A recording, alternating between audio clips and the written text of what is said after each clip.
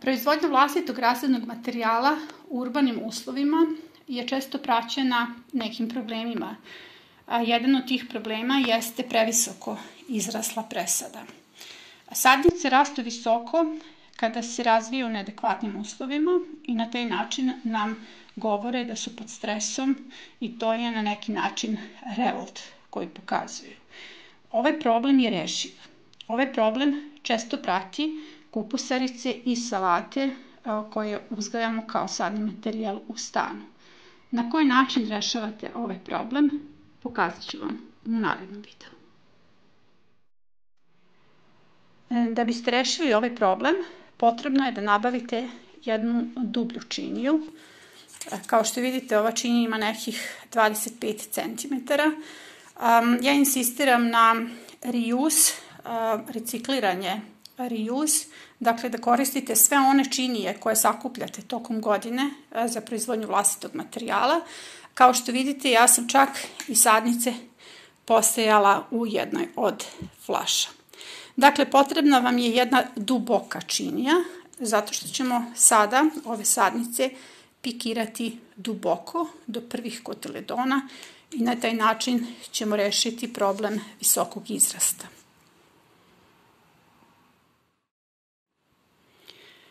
Za početak je potrebno da tu činiju napunite do vrha i da pritisnete, dakle da se zemlja ne bi slagala. U pitanju je supstrat koji koristite za pikiranje sadnica i da ovu zemlju dobro zalijete. Dakle, ovaj supstrat mora da bude potpuno vlažan. Kada ste zalili, ponovo pritisnite i sada je ova naša činija spremna da primi sadnice.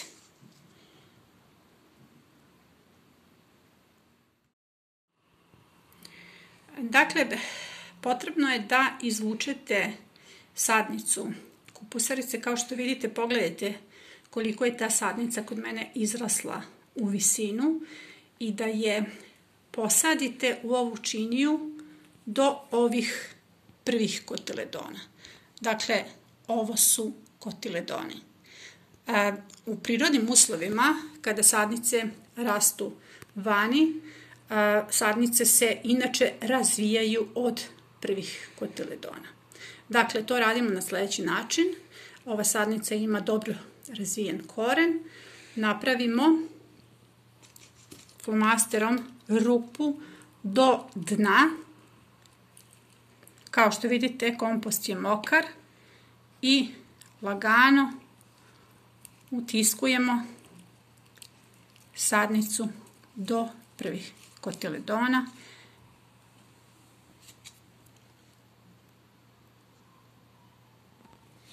Također je bitno da u jednoj činiji možete presaditi grupno nekih 20-ak sadnica, zato što nije potrebno pikirati kupusarice zasebno.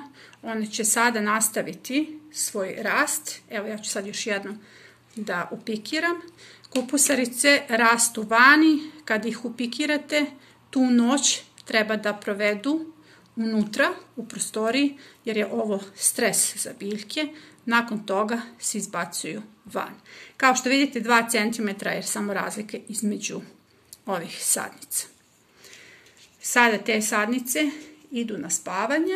Ja ću da dovršim pikiranje čitave ove činije i nakon toga izlaze van na za sebe prirodne uslove. Problem visoko izrasle sadnice možete da rešite i u plitkim posudama. Zašto je ovo važno? Zato što većina vas u domaćinstvu ima jako mnogo posuda koje sakuplja tokom godine i svako od ovih posuda se može upotrebiti u sistemu recycling reuse. Dakle, ova posuda nam također može koristiti za rješavanje problema visokog izrasta na sljedeći način. Isto ćemo posudu do samog vrha napuniti kompostom, odnosno supstratom, i ovaj supstrat mora dobro da se zalije. Nakon toga mi pravimo kanale. Prave se kanali čitavom širinom ove posude. Kanal mora da se napravi duboko do samog dna. Ja ću vam ovo pokazati na primjeru anskih jagoda koje su kod mene izrasle visoko. Anske jagode se moraju posaditi do prvih kotiledona. To se radi na sljedeći način. Ovo je sistem presadnje polaganjem.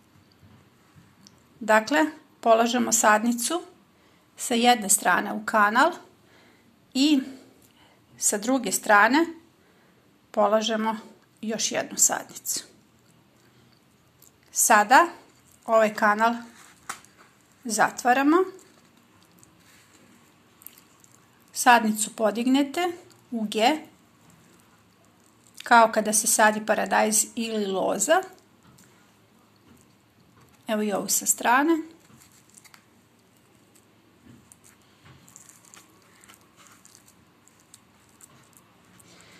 Na ovaj način će se korenski sistem razviti po čitavoj ovoj površini, ne duboko, nego po površini. U ovu činiju može stati nekih 10-ak sadnica. Dakle, šta sam ja uradila? Ja sam ovu sadnicu vratila na mesto, a njeno mesto su prvi kotiledoni. Sada ove sadnice idu na spavanje, a sutradan, ukoliko vreme dopušta, idu van.